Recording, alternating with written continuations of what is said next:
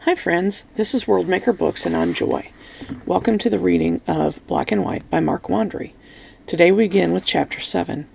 Chapter 7, PCRI, Molokai, Hawaii, Earth, October 27th, 2035. Terry watched the crowd. Several hundred people were crowded into the new auditorium listening to Cray talk about Shul and how she created the world. In the month since he'd gotten his implant, the leader of the Shore Pod, as he'd renamed his group, had become incredibly more understandable. He'd also become somewhat of a religious character, Terry thought. A 9,000-pound televangelist, his mom called Cray. Shul mean us have world forever, Cray was saying. We like have talk box to tell people about us. We all good, you all good. We all be good together. Terry was pretty sure a lot of the people in the auditorium had been there before, just like the last Saturday he'd worked there. He finished his chores in the auditorium, emptied the trash cans, and moved to the educational center. Ki'i'i, the leader of the Wandering Pod, as her group was now known, was talking with some kids near Terry's age. "Why haven't you talked to us before?" a girl asked her. "We try," Uila said. "We speak not same. Talk box wardens give us make good talk." What Uila is explaining is, the implants we've obtained are like the alien translation pendants, Dr. Orsage explained. She usually worked with the Wandering Pod. She wouldn't admit it, but Terry thought Cray and his talk of the Orca god annoyed her. "We've been studying their vocalizations for a long time." She pressed a button on the control she had, and the ghostly clicks and thrums of wild orcas played over the auditorium's PA system. "We're still really trying to understand. The technology in the alien devices is very fast and very smart. It recognizes elements of thousands of languages and can render them into English or another 100 human languages." 100, a boy said, eyes wide. "There are 100 languages on Earth?" "Oh no," Dr. Orsage said. The boy grinned, thinking he'd gotten her. "There are more like 6,500 that we know of. Mind you, that doesn't count dead languages or some dialects." The kids all shook their heads. Their parents nodded and commented to each other. "The translators we have from alien sources can handle 100 common human languages. Some of the languages on Earth are just as alien as the various cetaceans. However, we have one advantage over our marine mammal cousins. Do any of you know what it is?" The kids began throwing out ideas. One boy said computers, another that humans had thumbs, and one said humans could sing. "We sing," Uila said. "You play sing just now." "Nobody knows?" Dr. Orsage asked. "Common point of reference," Terry said. Dr. Orsage turned, saw who it was, and smiled. "Meet our resident young expert on the orcas. This is Terry Clark, son of the director, Dr. Matthew Clark, and his wife, Dr. Madison Clark." The kids looked at Terry in his coveralls pushing a big bucket of garbage in confusion. He grinned like the Cheshire Cat. "What does that mean?" a child asked. "It means the cetaceans, in some ways, are as alien as our extraterrestrial visitors. Uila's never lived in a town, and we've never lived under the sea. Hard to understand each other, right?" "I understand now," said a little girl from the back, sitting on her mom's lap. "Good," Dr. Orsage said, and clapped. "That's why we're doing this." One of the adults in the back raised her hand, and Dr. Orsage pointed at her. "Do these orcas also believe in their god, like the other ones?" "That's a good question," Dr. Orsage replied. "They do share some of the same concepts, which have been translated by the devices into English. We're still trying to fully understand those beliefs. There are 2 pods of orcas here. These are the Wandering Pod, as they call themselves, and they are made up of Pacific transient orcas. They were caught in this ocean and are hunters, eating seals, whales, and other large animals. The other orcas are the Shore Pod, which is made up of Pacific resident orcas. They live close to shore and like fish. They talk about their religion more. They shul different." Orsage turned to look at Uila, who was up close to the glass looking at her. "Sorry?" she said. "Shore say shul everywhere. Shul like you say ghost." She tossed her head and splayed her flukes. Terry watched with curiosity. "Shul down deep. You mean in your heart?" Uila shook her head side to side in an unmistakable answer. "I don't understand." "Down deep, deep, deep. You mean underwater, at the bottom of the ocean." "Yes, it why we dive deep," Uila said. "Meet Shul," Ki'i'i said. "Meet Shul," the other 3 orcas echoed. "Like a sea monster?" Terry wondered. "Cool." Dr. Orsage had grabbed her tablet computer and was furiously typing. Her assistant took over the questions for the rest of the encounter. After the normal encounter time, the group moved on, and it was only Terry, Orsage, and her assistants. He decided he could ask a question. "Dr. Orsage, do you think Shul is a sea monster?" She glanced up from her typing and shook her head before going back to it. "No, it's probably nothing. Verbal histories passed down by humans are often filled with some differences, even among the ones who share core beliefs. Is it maybe why the shore pod and the wandering pod don't like each other?" "It's not that they don't like each other," Orsage said. "I think it's more like a rivalry. Because they have different lifestyles, it breeds some natural contempt sometimes."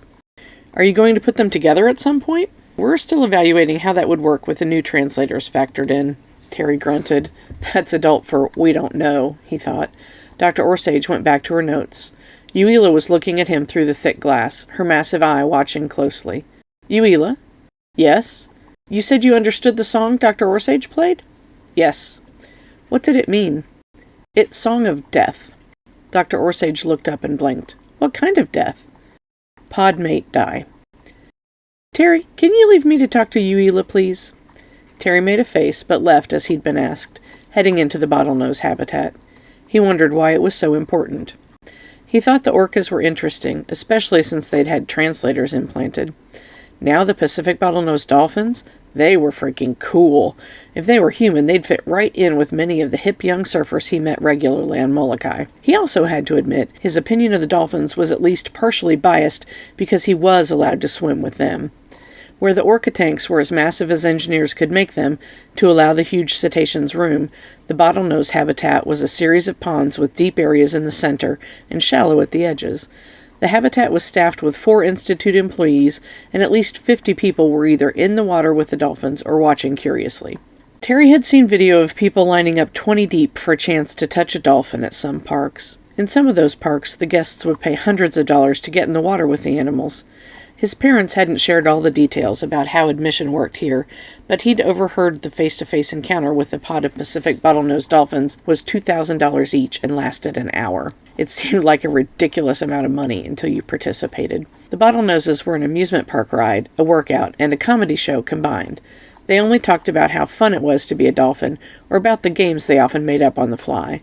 They didn't preach about Shul. They didn't believe in it. They said life was a gift of then and now. They're hedonists, Dr. Orsage had told him. Terry'd had to look up what that meant. Then he'd laughed afterward. They hadn't asked for much after getting their translators, using the same description for them as the orcas. Talkbox. The one thing they'd asked for and gotten was live fish. "Miss, chase, catch, eat," they said. Terry's father had balked at the extra cost, until he'd found out they didn't care what kind of fish, as long as it was fast and alive. They happily caught and ate fish they'd previously turned down before getting their translators. Just as he came in, the bottlenoses were playing a new game. They picked a human who would then get a live fish from the holding tank and put it in the water. If the fish evaded the bottlenose dolphins for more than 10 seconds, the human who'd released the fish got to ride a dolphin. Everyone was having a grand time. The humans in the water were trying to get in the bottlenoses' way, which looked like a brand new strategy by the humans. The dolphins responded by performing incredible leaps over the humans, much to the latter's delight. The tactic worked the first time. The fish was caught 12 seconds after release, and a teenage girl with incredibly long blonde hair tied in a ponytail and an alarmingly skimpy bikini got to ride one of the dolphins. Scritch, Terry thought. There were 19 of the bottlenoses, and he hadn't had enough time with them to memorize more than a few of them by sight alone. Terry marveled at the athletic girl's body as she rode the dolphin through tight turns and a couple of jumps out of the water. The way her hair flowed behind her and the fit of her bikini made him feel funny. Kind of like when he'd seen Yui changing into her diving clothes one time. The ride ended and the spell was broken. Terry finished pushing his garbage trolley into the habitat, and the bottlenose inhabitants instantly spotted him. "Terry! Terry! We greet you!"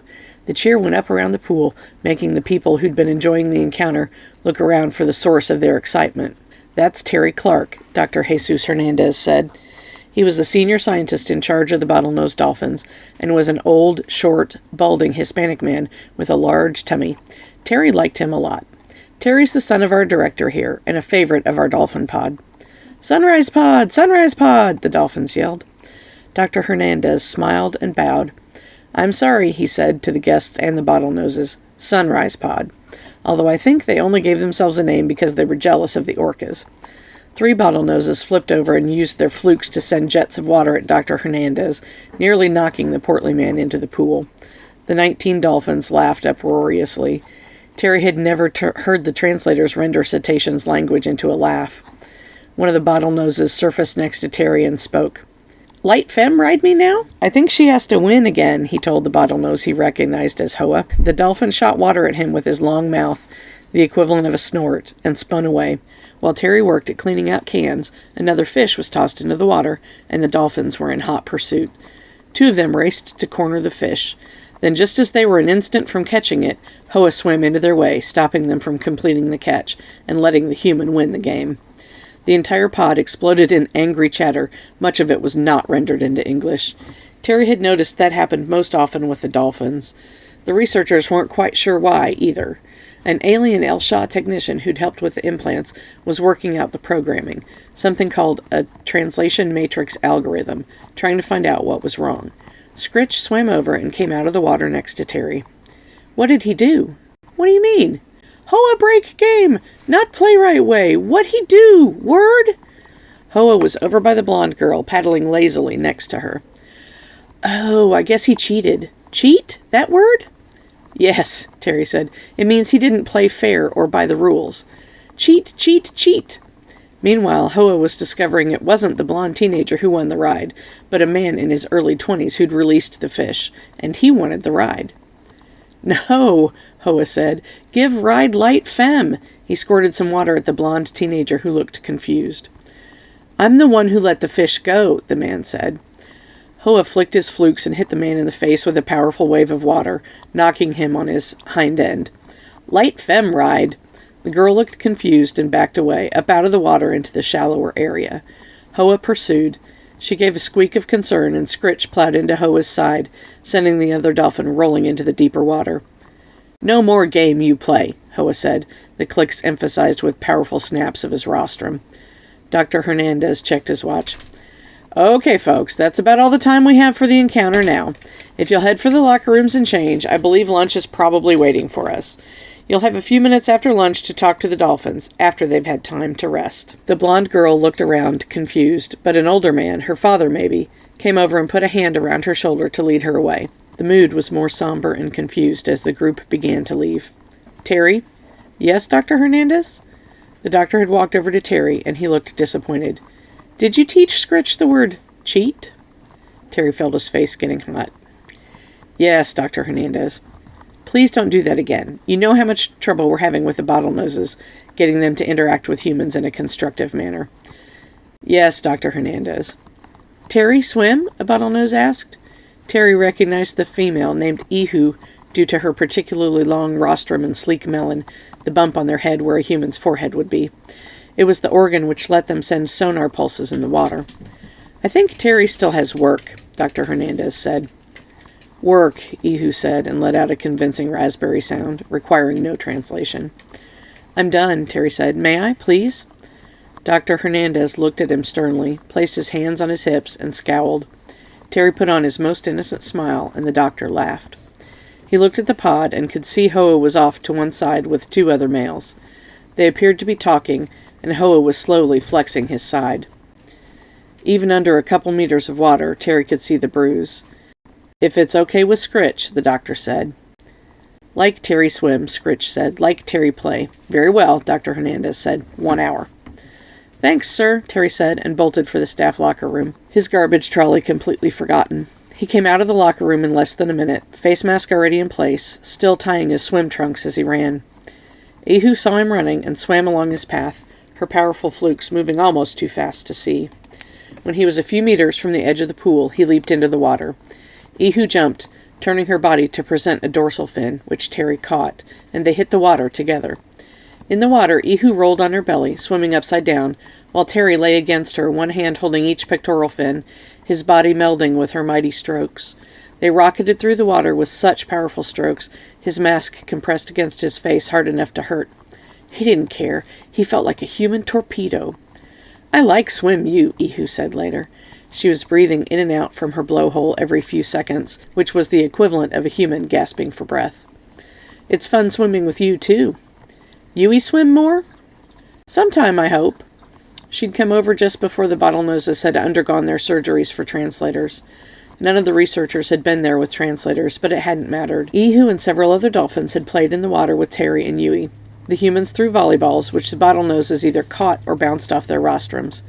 The humans had marveled at how accurate the dolphins could be, with nothing more to strike the balls with than the tip of their noses. "Yui, you mate?" Terry slipped off the edge he'd been holding to catch his breath. His head dipped below the surface, and he sucked in a mouthful of the tank's treated seawater. Ihu pushed him back above the surface with a pectoral fin, and watched him as the human spluttered and gasped for breath. "No," he said finally. "No like Yui?" Yeah, I like her just fine. Then mate." "Ihu, we don't work like that." The dolphin lifted out of the water so her eye could regard Terry suspiciously. "I mean, yeah, humans do, but we're just kids." "What kid?" "You know." He was so flustered it took him a minute. "We're just calves." She regarded him again, and he felt a thrum against his torso several times. He'd never felt anything like that in the water before, and wondered if something was wrong with the treatment system or the pumps. Then he saw Ihu had her melon pointed at him and felt it again. "Ihu, what are you doing?" "Cleek, you." "Could you stop? It feels funny." The thrumming stopped. "Thanks. Well, I better go. Thanks for the play. It was fun." "Fun, yes. Bye." Terry used his arms to push out of the water and walked toward the locker room. He looked back and saw Ihu watching him go with an inquisitive eye.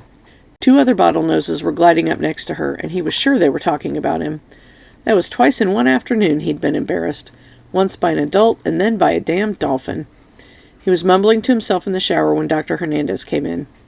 The man stripped out of his soaked coveralls, courtesy of the spraying he'd gotten earlier, and went to the next shower over. "Did you have fun, Terry?" "Sorta," he asked. "What happened?"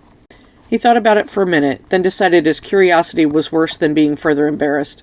Besides, it seemed less embarrassing to talk to Dr. Hernandez than his mother or father. When he was done, the older man gave a half-grunting chuckle and sighed. "So what was that all about?" Terry asked, after nothing more was forthcoming. "The cetaceans have a hard time telling adults from children. Once we're about half adult size, they just figure you're small." "They know I'm a calf," he said, saying the word with some distaste. He wasn't a baby, and calf made him think of a baby cow. "Yes, but apparently in the cetaceans' language, there are no different words for children of a parent and grown children. Either that, or the difference is too subtle for the translators to pick it up." "Oh, I think I get it," he said. "But what does that have to do with Ihu saying what she said?" "Sex, to the dolphins, isn't as big a deal as it is to us," Dr. Hernandez explained. "Sometimes it's just a bonding thing. In captive groups, it's been observed as an activity they engage in almost out of boredom." "Weird," Terry said. "Maybe, maybe not. We don't have enough wild observations to know if it's abnormal and a stress response from captivity. Either way, your unwillingness to mate with your friend confuses them." "It confuses me, too," Terry thought. "Do you know what clique means?" "We only figured it out a few days ago. It's in relation to using their sonar. They've been observed pulsing sonar at the opposite sex to see if they're receptive to breeding." Terry was immeasurably glad there was a metal wall between himself and the doctor, because he was sure he was blushing from his head to his toes. She was sonar scanning my body? Yes, I suppose she was. It was just curiosity. I don't believe they think in perverted ways. What about Hoa? Terry suspected he knew what the dolphin's behavior meant. He might only be 10, but he knew an erection when he saw one. "Yes, Hoa," Dr. Hernandez said. He laughed, then sighed. "Let's just say some dolphins aren't particular about what species is the target of their desires."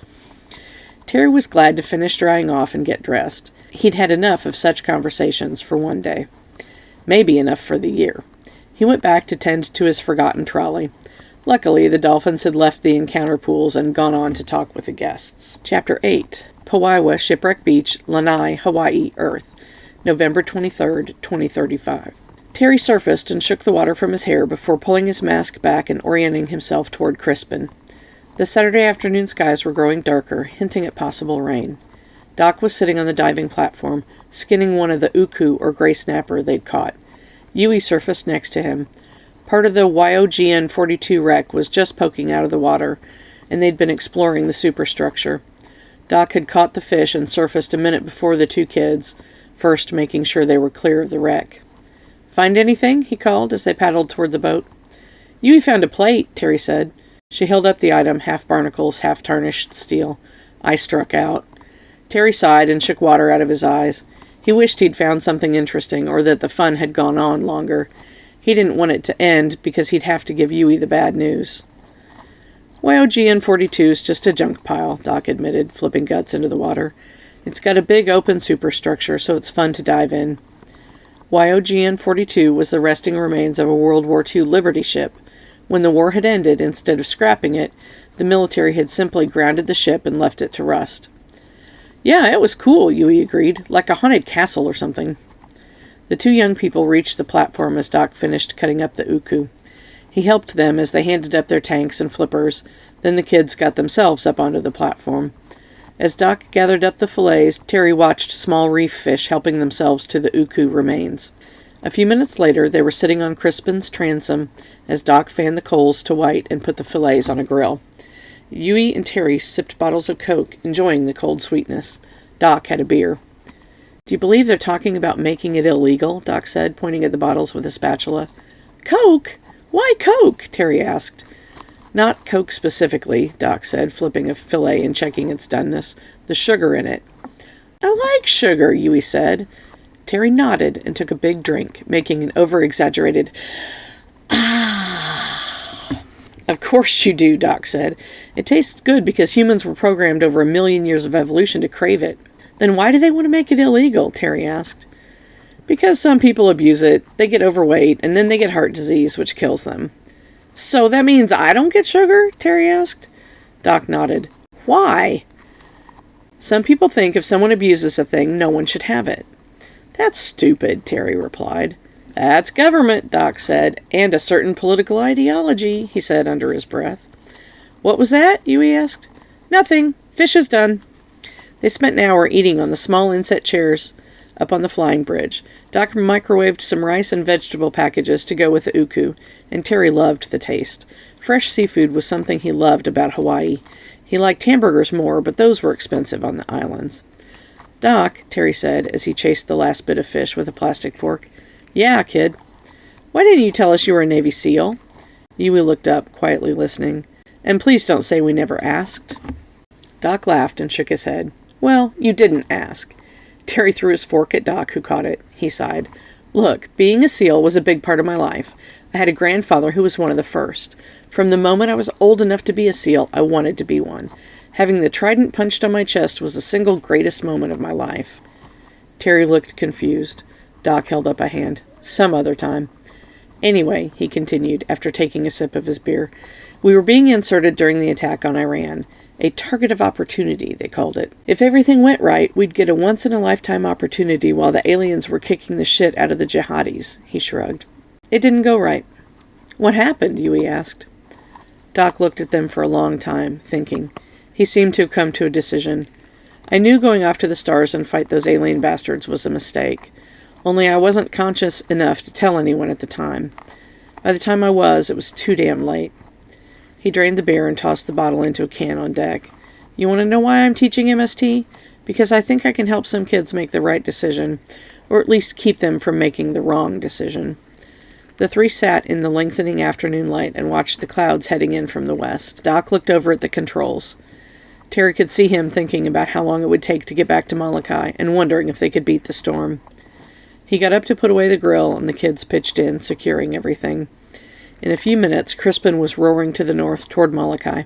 "We diving again next week?" Yui asked. "Sure," Doc said. "I have weekends free for quite some time." "I can't," Terry said. Yui and Doc both looked at him in surprise. "Work with your parents?" Doc wondered. "No." Terry tried to think of a way to explain it that wouldn't be as hard as it felt. He couldn't think of one.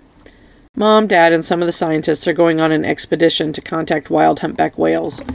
They're hoping to validate theories about cetacean society." He looked at Yui. "I have to go to the mainland and stay with an aunt until they get back."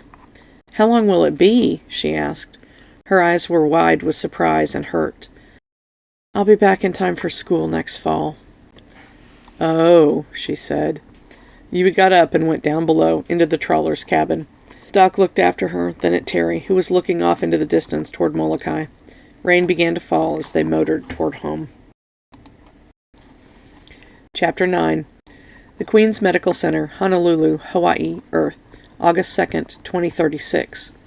Terry watched out of the robotic taxi's wide window as it turned off H1 and onto Ward Avenue. He was full of conflicted emotions and unable to concentrate. 24 hours ago, he was having lunch with his aunt at Café du Monde in New Orleans. Warm hot chocolate and beignets. His phone had beeped a text message. His father was on the way back from the Arctic, and there was a ticket waiting for him to catch the next flight to Hawaii. His mother. He couldn't think. The cab turned onto South Baratania Street. The multiple towers of the Queen's Medical Center came into view, and the cab beeped an announcement that the destination was less than a minute away. He grabbed his bag. Most of his stuff was still in New Orleans. His aunt had packed an overnight bag and a few things, and got him to the flight just in time. The cab turned into the hospital drop-off. Dad was waiting as the door swung open. "Mom?" he asked, his voice shaking. "She's alive," his father said. Terry grabbed him around the waist, hugging him. He couldn't remember the last time he'd cried for any reason other than pain. Emotions overwhelmed him, and the tears came. "Dad!" he bawled. "It's okay, Terry," he said, stroking Terry's hair. The cab beeped for attention. "Just a second," he said, and gently detached. "I need to pay the cab." Terry let go and stood on the sidewalk, shaking and trying to control his emotions. He wiped snot away with his sleeve as his father used his new ID card to pay the fare. The cab closed its door and rolled away. His father turned back to him. He tried to smile, but it didn't really work. He held out a hand. "Come on, son, let's go." Terry took his hand, and his father picked up the day pack. They went into the massive hospital. Inside there were hundreds of people, all doing their own thing. Adult visitors moved about on unknown missions. Occasionally children accompanied them. A few looked at him. Sometimes they were curious, sometimes they looked afraid. His dad took him to an elevator, and they went up to the 22nd floor. Terry noticed the floor was labeled Intensive Care. The elevator rose in what seemed like slow motion to him. When the doors opened on the 22nd floor, he felt as if he was in a dream, walking along the white halls and black floor, holding his father's hand. "You've gotten taller," his father said, almost idly. "Aunt Wilma said over a centimeter," Terry replied robotically. They reached the end of the hall where a nurse's station was. "Here to see Madison Clark," his father said. "Family?" asked the woman, a nurse dressed in a red uniform. "Yes, I'm Matthew Clark, her husband. This is Terry, our son." He held out the new ID card. The nurse examined the card, his Universal Account Access card, which everyone called a YAC, and handed it back. She reached into her desk and gave him 2 yellow cards with clips. He gave one to Terry and clipped the other to his shirt. The card said, "Visitor." Terry mechanically clipped his on as well. "This way, sir." Another nurse had arrived and was holding open a door with "Authorized personnel only" written on it in red. His dad took his hand again, and they followed the nurse. This hallway was lined with windows and doors. Each window showed a small room on the other side, and machines, but Terry was too short to see more than the occasional people or doctors standing in the room. It was all just images to him. He was walking in a nightmare. They turned into a room about halfway down the corridor. The door closed behind them. There was a bed inside, and on it was his mom, though it was almost impossible to see her under all the hoses, wires, and other apparatus. Machines stood on metallic stands, others were mounted to the walls, and all were hooked to her body.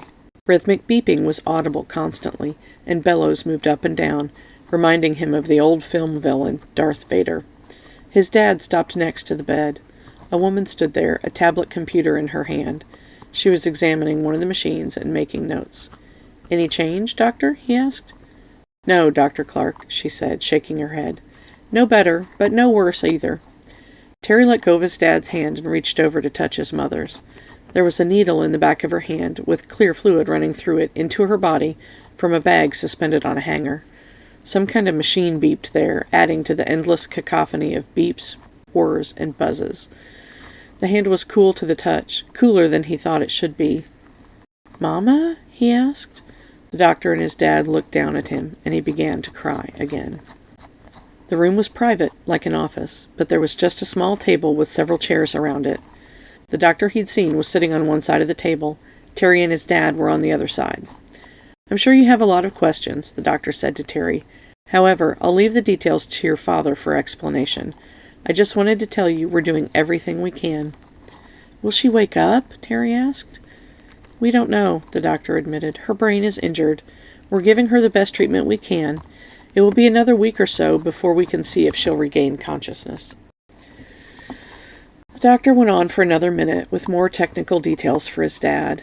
Terry listened with half an ear until the meeting was over. He knew a little about the accident from the conversation with his father.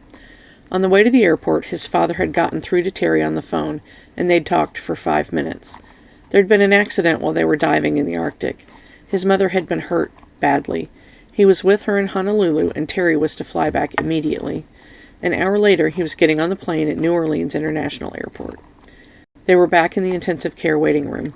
It was smaller than the big ones Terry saw in hospitals.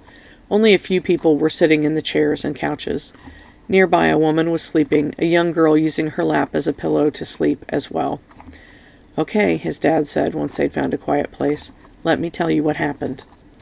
He spoke in quiet words so nobody could hear or be disturbed by what they might overhear.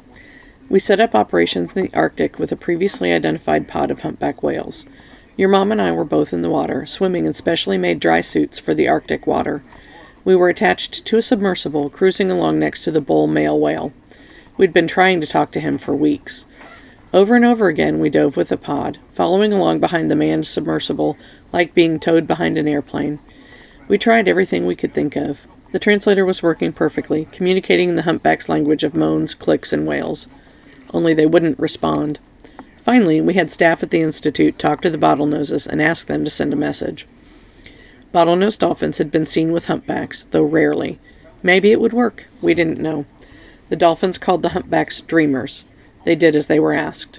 So we played the dolphins' message, first in the humpback's language, and then, when nothing happened, in dolphin. The bull looked directly at us for the first time. Your mom and I were surprised, of course. It was a breakthrough. Then the bull turned suddenly and sped away. When it did, the whale's flukes slammed into the submersible, shattering the hull. His dad paused, looking down and taking a couple of breaths. Terry's eyes widened as he tried to imagine the huge whale smashing a submarine like a toy. Then he remembered his mother and father had been tethered to the sub. His father was talking again. It was an accident, everyone agrees. Your mom wouldn't want to blame the fall on the whale. He merely wanted to get away from us. When you're 20 meters long and weigh more than 60,000 pounds, anything as small as a human submersible is almost too tiny to notice. He paused again before continuing. 2 people died in the submersible, probably instantly. The crushed sub was sinking. We'd been connected to the submersible by tethers and our air supply. Mine were cut by the impact. Sheer luck. I was knocked silly, but I floated to the surface. I don't remember, but the support ship picked me up immediately. What about Mom? Terry asked. She was pulled down with the sinking sub. The rescue divers got her loose, but not until she'd been without oxygen for 9 minutes. Doc had taught Yui and him a lot about what happened when you were without oxygen for just a few minutes. 9 minutes was a long time. The world record was something like 20 minutes, but his mother wasn't a trained athlete. She'd been unconscious. He'd also learned as little as 6 minutes could cause brain damage. There wasn't much more to talk about. They sat in the waiting room for a time. Terry saw a reporter on TV talking about his mother. They had a picture of her along with the rest of the family. It was a celebration at the Institute several years earlier. The caption said, "Marine scientist injured, several dead." Eventually his dad stood and stretched. "Let's get you home," he said. "I want to stay here," Terry insisted. The doctor said it could be days. Terry stared at him. "You can come back tomorrow." Terry thought about being defiant, then despite himself he yawned. "Okay," he said, "let's go home." And that's the end of Chapter 9. We will continue this every Monday and Wednesday, 2 or 3 chapters at a time, until we get to the end. We appreciate you taking the time to listen with us today and ask you, if you enjoyed what you're hearing, to click the like button and subscribe and share with your friends if you can. And we will see you on Monday. Thanks. Bye.